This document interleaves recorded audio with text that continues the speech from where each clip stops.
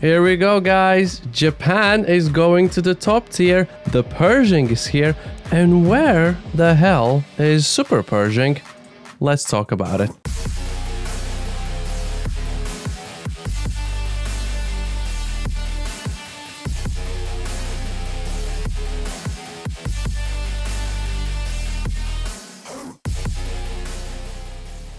Hey guys, it's MeAdmiralStarks back with another video, and we're again on yet another blog change log post by Enlisted, and holy bananas, there is a lot. There isn't a lot, but there is a lot. It's weird to just put it all together, and there it is. M26, the Pershing, for Americans, coming into the next major update with its 90mm cannon.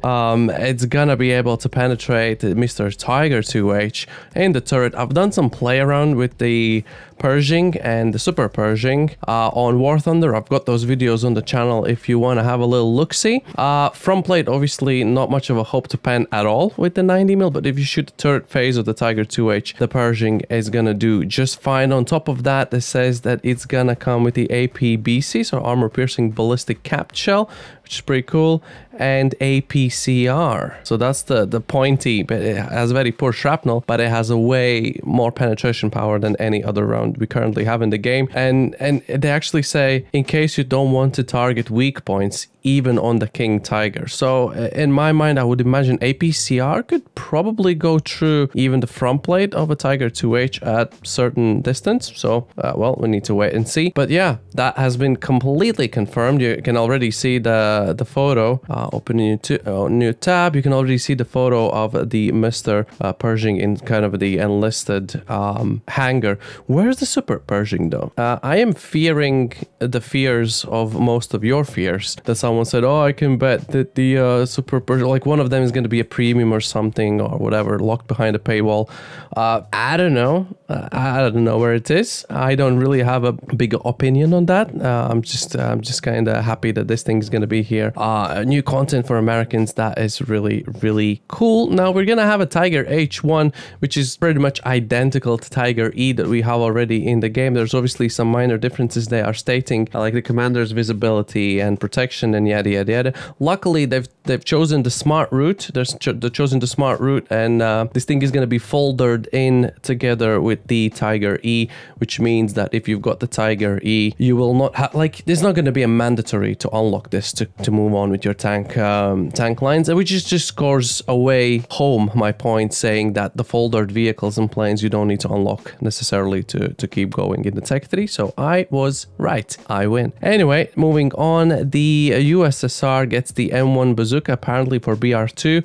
They're struggling for low tier AT weapons, and how would else then, unless it would be a Lend-Lease offers a solution, the American bazooka M1 for Soviets. I think they're still running around with like Panzerfaust and things like that in Enlisted. Then we're getting a new BR4 tank, well, kind of new old. The KV-1 with the ZIS 5 cannon apparently has more advanced shell than the regular KV-1. It's pretty much the same. I guess the armor layout is slightly better or different somewhere. And that's about it. It's gonna feel kind of the same as us playing the KV-1, but it should be even more effective. Now that it's a BR4, it doesn't really feel that effective at all versus Germans. Anyhow, and rest of the blog post is fully dedicated to Japan and its top tier stuff. So there's some really cool stuff, really interesting stuff. Type Hay automatic rifle, right? I am a mega fan of a Type Hay regular semi-auto, whatever, has like 6 rounds in a clip. I really like that thing. This thing has a massive mag of 30 rounds, and it's, yeah, looking forward to playing this. This is going to be a BR5 weapon. So these are the first 2 BR5 weapons for Japan, and this is going to be the Type 100 MG, and this one's a monstrosity. This one's an absolute monstrosity, guys. It has 2 drum mags on either side. I don't know if I'll be able to actually open a new tab to show you properly, but this thing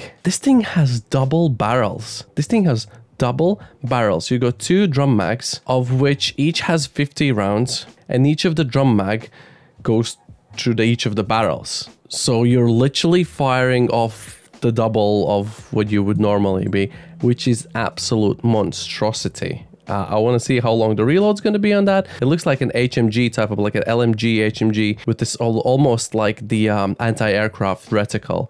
Reminds me of the event paratroopers for Normandy. Can't suddenly remember what they were, but they had the reticle as well. Kind of heavy weapon, but should be nice. Should be nice. Obviously that's a BR5. Scrolling down here, we have the whole reproductions, and it was cool. I guessed it right from the blueprints. I went on the War Thunder website. I have a walkthrough with this tank as well from War Thunder on the channel if you want to check it out. People were debating if we were getting the whole reproduction or the prototype, because the prototype comes with a smaller barrel, I believe, and it's all in all a bit less. And we got the big boy, because that's what the blueprint really looked like. This render that I have here in this hangar, I guess they're gonna get this because I think Japan used to have like this kind of weird green bluish camo, whatever. This is gonna be awesome. Like, I am so much looking forward to this. I'm gonna have to do a lot of grinding for Japan to make sure I get it as soon as it comes out. However, I struggle to think that this is gonna be essentially effective in most of the Pacific maps. This is gonna be like, it's powerful, it has good engine, it's pretty good in terms of maneuverability,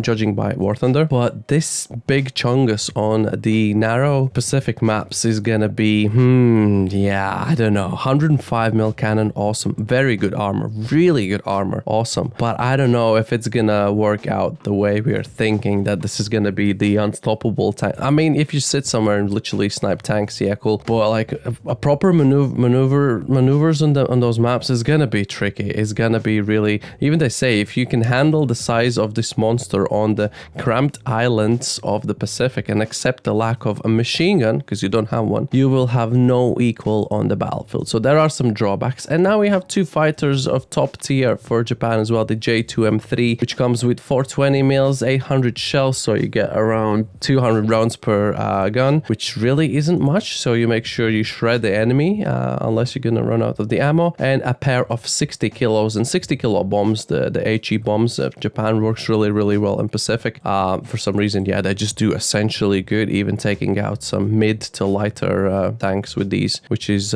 pretty cool. And then the last but not least, we have the Ki 84 Ko Japan, again BR5, Mitsubishi JM2 M3's army counterpart, superior in maneuverability, speed, and bomb blow. You got 250 kg, but it looks like they might be like either wing mounted, so there should be a pair of those, I'm pretty sure. And it's a pretty decent fighter. It only has two 20 mils instead of 4, and it has a pair of 12.7s, but the 20 mils you have 300 shells for the cannons. Does that actually make more ammo? I'm not entirely sure. And 700 rounds for 12.7. So these are going to be the top dogs in flight department for Japan. This is going to be a top dog for the tank department. Like, if you look at the last tank in the Japanese Tech 3 and then place this one as the next one, like, it feels like you went from World War II to like Cold War straight away, because like this does not resemble anything we have in the game. This is like the next level of monstrosity. These guys really cool, some top tier stuff. I'm not entirely sure if this is going to be enough to offset all the stuff that Americans have in top tier. Luckily, Americans actually don't have too much of a excessively top tier stuff, so hopefully this is gonna help, because the Japan is gonna get some BR5 games now. Soviets, same old. Obviously, we're gonna play these and see how they do. Tiger H1, probably, I don't know if I'll ever focus on unlocking it. Maybe when it's the last unlock of the Tech 3, maybe then I'll just unlock it for the memes. And yeah, the Pershing, really very much looking forward to this. We got saved up enough free experience, so whenever the Pershing comes out, we can just ka-ching, get it straight away and play it as soon as it's out. So that's where I am right now with the next update. They're starting to throw down some of these upcoming levels, so I'm really thinking like it's got to be the March together with the Steam launch. It would just make sense. Yeah, it would just make sense. Again, let me know down in the comments below what you all make of this. Really exciting news. For some countries a bit more, for some not so much.